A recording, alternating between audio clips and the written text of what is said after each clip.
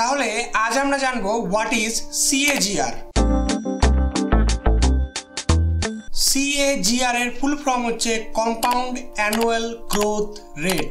এর থেকে আমরা বুঝতে পারি একটা investment on an average yearly কত রিটার্ন দিচ্ছে।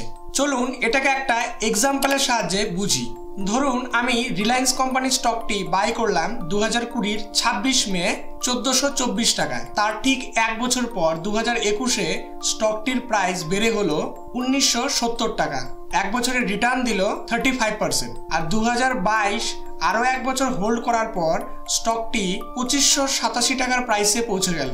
2021 থেকে 22-এ এই এক বছর রিটার্ন দিল 31%। আমি স্টকটিকে আরো এক বছর হোল্ড করলাম। 2023 আস্তে আস্তে স্টকটির প্রাইস কমে 2440 টাকায় পৌঁছে গেল।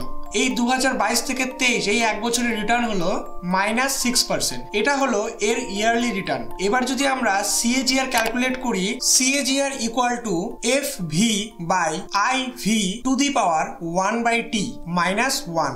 FV equal to final value, IV equal to initial value, আর T equal to number of years.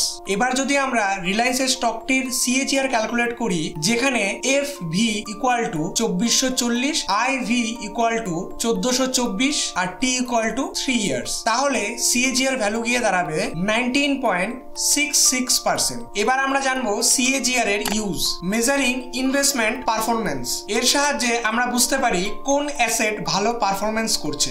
2 number long term planning, আর 3 নম্বর হলো অ্যাসেসিং বিজনেস পারফরমেন্স। সিএজিআর শুধু অ্যাসেট রিটার্ন নয়, বিজনেসের profit, revenue or other financial metric এর কাজে লাগে, যার ফলে আমরা বিজনেসের ক্ষেত্রে প্রপার ডিসিশন নিতে পারি। এইভাবে আপনাদের নলেজের সিএজিআর বাড়ানোর জন্য আমার চ্যানেলটিকে সাবস্ক্রাইব করুন। ধন্যবাদ।